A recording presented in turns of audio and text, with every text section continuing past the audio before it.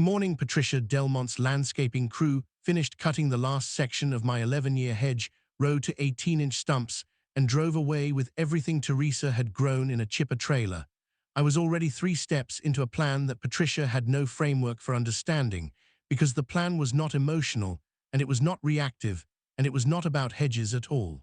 It was about a wall. A specific wall, engineered to specification, built from materials that do not rot or blow over or yield to hedge trimmers or any other hand tool short of a jackhammer, positioned at the legal boundary of my property, where Patricia Delmont would look at it every single morning for as long as she chose to remain my neighbor, which I calculated would not be as long as she currently expected. My name is Conrad Briggs. I am 48 years old, a licensed structural engineer and general contractor with 22 years of experience in residential and commercial construction, and I have lived in the Sycamore Hill HOA development in Central Virginia for 11 years. My wife Teresa is a landscape architect. The hedges that Patricia destroyed were Teresa's project.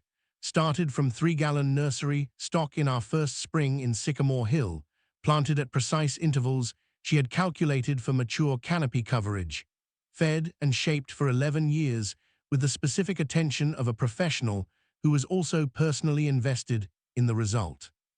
14 feet of mature leyland cypress, 600 linear feet, a complete visual screen along the eastern property line that had taken 11 years to become what it was, and 6 minutes to become 18 inches of ragged stumps. I have told this story once before.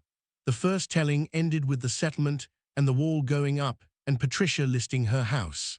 I want to tell it again from a different angle because the first telling covered what happened and this telling is about what I was thinking while it happened, and those are different stories that together make a complete one. When I watched the crew work from my phone on a job site 40 minutes away, I was thinking about 3 things simultaneously. I was thinking about the legal exposure Patricia had just created by proceeding with a demolition action during pending court proceedings, which James had filed for an injunction on 4 days prior, and which Patricia's attorney knew about because James had served notice. I was thinking about the wall I had been designing in my head for 6 months since the second HOA board vote had gone against me, and I was thinking about what Teresa was going to say when she came home and saw the stumps, and that third thought was the one that required the most careful management, because Teresa's response to this was not going to be a structural engineering response, and I needed to be present for it correctly before I could execute the other 2. I drove home in 38 minutes. Teresa's car was already in the driveway. She was standing at the property line looking at the stumps when I came around the back of the house. She did not turn around when she heard me come through the gate. She stood there looking at what had been her hedges for a long time, and I stood next to her and did not say anything because there was nothing to say yet that would be adequate. She said, 11 years. I said, yes. She said, what are we doing? I said, everything. She turned and looked at me. She had been crying and had stopped. Her expression was not the grief expression anymore. It was the assessment expression, the one she used when she was looking at a site condition and deciding what the correct intervention was. I had been married to her for 23 years, and I could read her expressions with the precision of someone who has studied a thing carefully for a long time. She said, the wall. I said, yes. She said, how tall? I said, 10 feet. I need a permit for 10, 8 without a permit. She said, 10. I said, yes. She said, what do I put on it?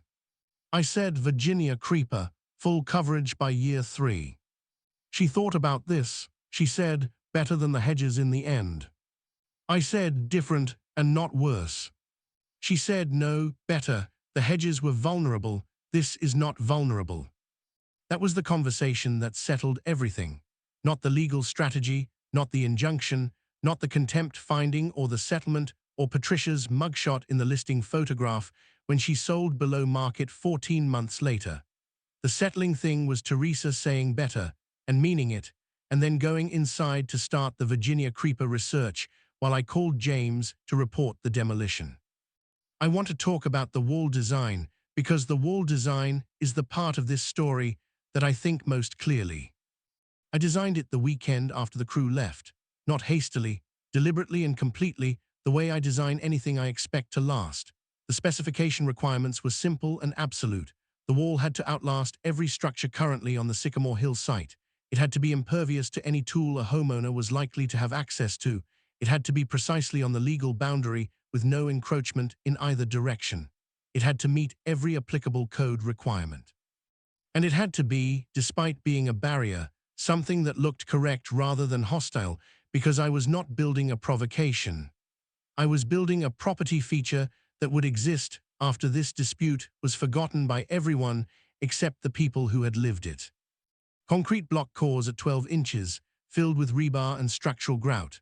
Poured concrete footing at 36 inches depth, below frost line, with rebar continuity between footing and wall. The stucco finish in a warm sand color that Teresa had used on a commercial project. 312 linear feet from setback to setback at precisely the legal boundary as surveyed and staked before I mixed the first batch of mortar. The footing depth was deliberate over-engineering. A standard privacy fence footing in Virginia would be 24 inches. I went 36 because I was building this wall once and I was not coming back.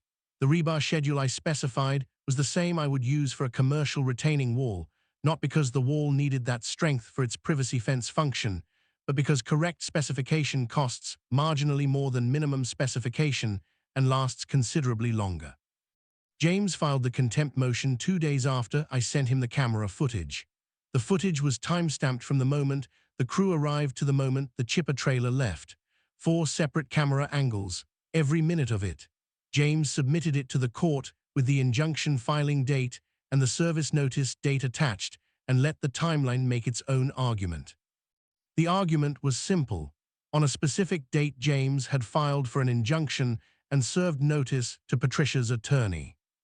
On a date 4 days later, Patricia's crew had completed the exact demolition action that was the subject of the pending injunction. The judge would either consider this timeline relevant or she would not.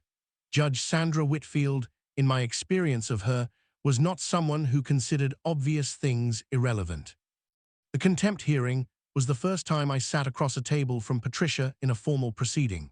She had an attorney named Douglas Fenn who was professional and competent, and who had, in my estimation, spent the days before the hearing understanding exactly what the timeline showed and working on his framing of it. His framing was that Patricia had not understood the implications of the pending injunction and had proceeded in good faith with what she believed was a valid enforcement action. Judge Whitfield listened to this framing with the focused attention she brought to everything and then said, "Counsel, your client received formal legal notice that an injunction application was pending before she authorized the demolition. The purpose of such notice is to inform all parties that court review has been requested and that proceeding with the disputed action during that period is inconsistent with the judicial process. Good faith requires at minimum that your client have consulted you before proceeding. Did she consult you?" Douglas said, "Your Honor, my client did not consult me specifically about the timing of the enforcement action." Judge Whitfield said, "So she received legal notice of a pending injunction application and proceeded with the disputed action without consulting her attorney." Douglas said, "That is accurate, Your Honor." The contempt finding was issued that afternoon. Patricia was ordered to pay all of James's fees associated with the emergency proceeding. The fees were substantial because the proceeding had required overnight preparation and James billed accordingly and correctly. I want to describe Patricia's face when Judge Whitfield read the finding because it is the most accurate record I have of the moment the situation changed for her. She had come to the hearing with the composed expression of someone who had prepared for a difficult conversation and believed their preparation was adequate. When the finding was read, that expression shifted, not to fury and not to tears, to something older and quieter, the expression of someone recalculating a situation that has turned out to be materially different from what they believed it was. She had believed, I think, that the legal process was something she could root around by moving fast enough, and that the injunction application was a procedural obstacle rather than a substantive one. The contempt finding was the moment she understood that her belief had been incorrect. Douglas Fenn shook James's hand outside the courtroom. I nodded to Douglas. He nodded back. These are the courtesies of people who have just concluded a proceeding and have no personal dispute with each other and can acknowledge that fact cleanly. The wall permit was approved 3 weeks after the hearing. I started the footing excavation on a Saturday with 2 of my own crew members, men I had worked with for years and whose work I trusted completely. The excavation took the better part of the day. The concrete pour happened the following Saturday after a week of cure preparation. The block work started the Saturday after that. Teresa came out on the first day of block work. She had her landscape drawings with her, the Virginia creeper planting plan drawn to scale with installation notes and care schedule. She stood watching for a while and then said, "The block joints are going to hold the creeper well." I said, "The mortar texture is slightly rough, better adhesion for the climbing stems." She said, "You specified the mortar texture for the creeper." I said, "I specified everything." She said, "I know, that is why it will be correct." She went back inside. I went back to laying block. Patricia came to my door the Sunday before the crew started, the same Sunday where our conversation happened as I described in the first telling. I want to describe it from inside the conversation rather than from outside it. She stood on my porch with an envelope and the prepared manner of someone who had rehearsed this visit, and she offered $15,000 and an HOA withdrawal of all enforcement actions in exchange for my signature on a release of all claims. I listened to the full offer and felt nothing about it except confirmation. The offer told me that her attorney had given her an honest assessment, and the honest assessment had produced a number that was lower than the damage but higher than zero, which meant Douglas Fenn was trying to close this before it got more expensive. I told her I was recording the conversation. I watched her notice the doorbell camera and recalibrate. The recalibration was visible in the way she held her face afterward, a slight adjustment of the composed expression that said she was now saying things for an audience rather than just to me. I told her the answer was no, and I told her to have Douglas call James. She left.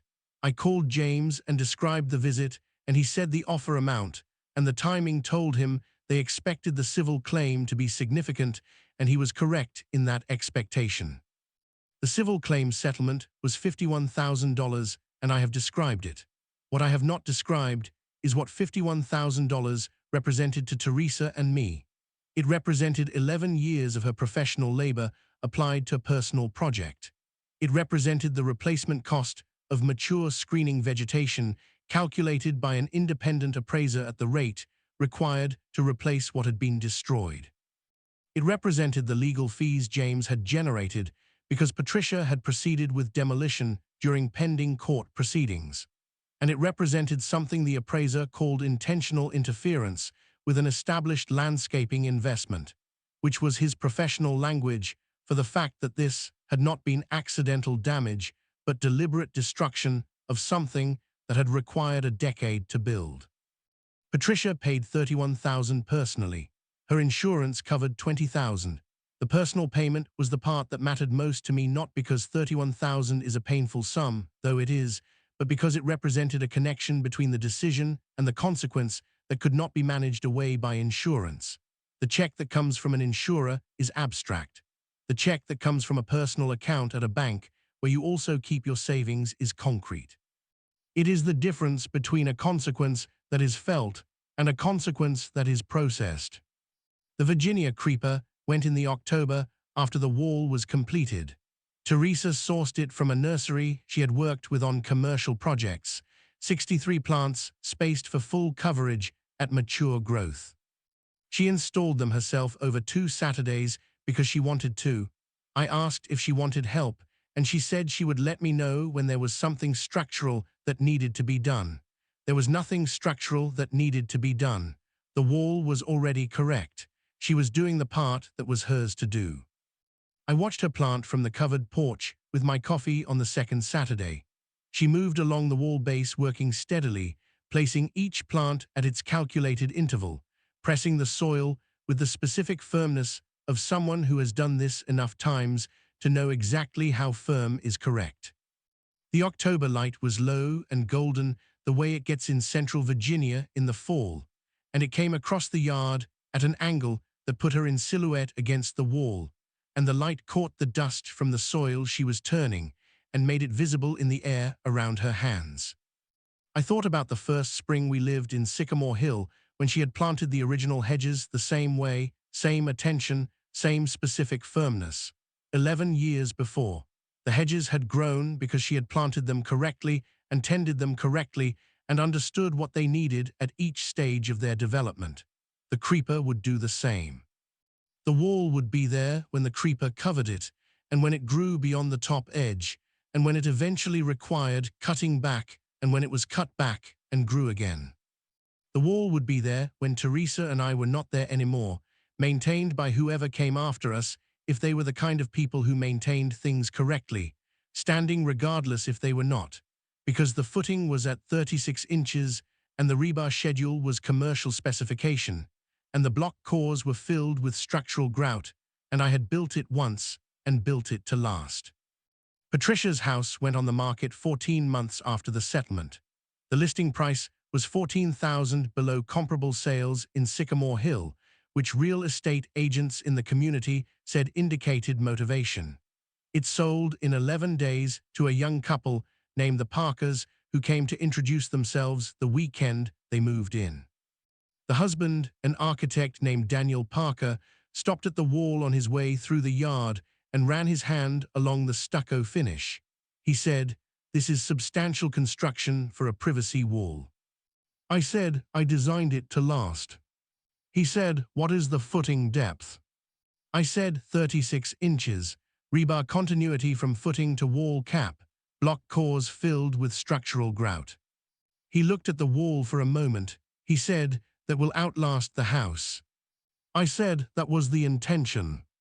He looked at the Virginia creeper, which was 3 months established and showing strong first-season growth along the lower 6 feet of the wall. He said, "What is on it?"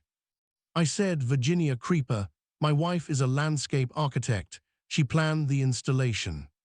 He said, "It will cover the full surface by when?" Teresa, who had come out to meet the new neighbors, said, "End of year 3 for full coverage. Year 5 for the density I want." He said, "What is the mature growth pattern?" She described it. He listened with the focused attention of an architect receiving relevant site information. His wife, a structural materials engineer named Priya, had joined us from the porch and was looking at the wall from the angle that showed the full 312 linear feet from setback to setback. Priya said, "Who designed the wall?" I said, "I did." She said, "What is your background?" I said, "Structural engineering and general contracting, 22 years." She said, "The wall is overbuilt for a privacy fence." I said, "I know." She said, "Deliberately." I said, "Yes." She looked at it for another moment. Then she said, "It is a beautiful piece of work." I said, "Thank you." Teresa looked at me. The look said she agreed with Priya and that she was glad I had built it the way I had built it, and that whatever had happened to bring us to this point, whatever the 11 months of legal proceedings and the contempt finding and the $51,000 settlement and the 18-inch stumps that had stood for 5 months before the wall replaced them, whatever all of that had cost. The wall was correct, and the creeper was growing, and the new neighbors were the kind of people who looked at a wall and saw what it was and respected it. The Parkers went back to their moving. Teresa and I went inside. I made coffee. She sat at the kitchen table with her creeper growth log, a notebook she had started the day the plants went in, with dates and measurements and photographs and notes on the establishment progress. She had a landscape architect's documentation habit that matched my engineering documentation habit, and between the two of us, our property had the most thorough records of any lot in Sycamore Hill. She said, "The Parkers are good." I said, "Yes." She said, "He noticed the footing depth." I said, "He is an architect. He was looking for it." She said it was beautiful. I said, "It is correct. Correct things have a quality that reads as beautiful to people who know what they are looking at. She considered this. She said, "Is that why you overbuilt it?" I said, "I overbuilt it because I was building it once, and I wanted it to be there." She said, "For how long?" I said, "Longer than us." She looked at her notebook. She said, "The creeper will outlast us too if someone maintains it." I said, "The Parkers will maintain it." He asked about the mature growth pattern. People who ask about mature growth patterns maintain plantings. She said, "You assess them very quickly." I said he touched the wall. People who touch walls they did not build are either looking for problems or looking for quality. He was looking for quality. She closed the notebook. She said, "Good neighbors." I said, "Good neighbors." Outside, the wall stood along the eastern property line in the October light. Sand stucco finish, 10 feet, 312 linear feet. The Virginia creeper's first season growth showing green against the lower surface. The upper 8 feet still bare stucco waiting for the years that would cover it. It was the most permanent thing on our property. It would be the most permanent thing on the property after we were gone. Someone who came to this lot in 40 years and looked at the eastern boundary would see a mature Virginia creeper covering a wall that had no visible reason to be as substantial as it was. And if they removed any portion of the creeper, they would find sand stucco over concrete block, with rebar-reinforced cores and a footing at 36 inches. And if they were an architect or an engineer, they would say the same thing Priya Parker had said. It is overbuilt. And whoever was standing next to them, if they knew the story, would say yes, deliberately. And that would be the correct and complete answer. Thumbnail text, she destroyed his wife's 11-year hedges. He built a wall that will outlast her house. The creeper is already growing.